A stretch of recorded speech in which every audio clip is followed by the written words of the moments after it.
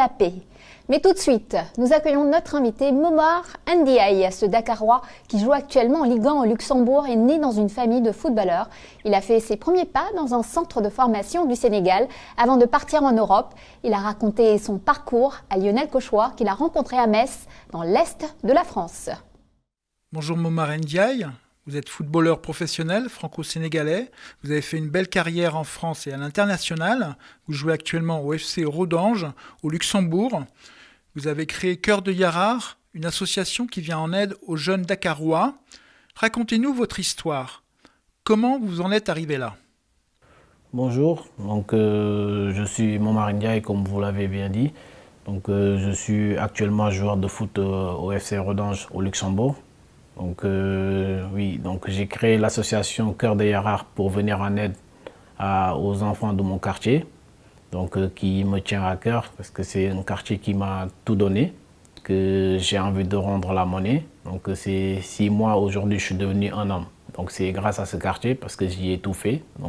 J'ai appris à jouer au foot dans ce quartier et j'ai vraiment devenu quelqu'un dans ce quartier. Si maintenant je pars en Europe pour jouer au foot, je représente ce quartier qui m'a tout donné. Et c'est là que m'est venue l'idée de créer une association pour leur venir en aide. Et puis voilà, comme j'ai l'habitude de le dire, je ne peux pas aller dans toutes les maisons pour donner quelque chose, mais créer quelque chose pour le quartier me permet d'aider tout le monde, et en passant par l'éducation, par la santé et le sport aussi. C'est là que nous est venue l'idée de créer cette association. Le foot, c'est une passion? Oui, c'est une passion. On va dire que je vais même dire que je suis né dessus. Je suis né dans le foot parce que je suis né, mon grand-père était footballeur, mon père était footballeur et mes oncles, tout le monde dans la famille a joué au foot. C'est une famille sportive. Forcément, quand je suis né, le football me tendait la main. Il fallait juste que je m'y mette et puis voilà, travailler pour être footballeur. La passion, elle est là dès le début. Pouvez-vous nous ramener un petit peu au temps où vous étiez encore Dakarois? Pouvez-vous nous rappeler votre carrière? Donc vous êtes issu d'un centre de formation de Dakar, c'est ça? Oui, c'est ça. J'ai été formé à Génération Foot, qui est maintenant en partenariat avec le FCMS. J'ai été formé là-bas et puis après je suis arrivé à Metz dans le centre de formation. Voilà, c'est là que c'est passé comme ça. Et puis quand je suis arrivé, la formation s'est bien passée. Et j'ai fait 3 ans de formation avant de passer professionnel à Metz. Comment s'est passée votre intégration en France? Avez-vous eu des moments difficiles?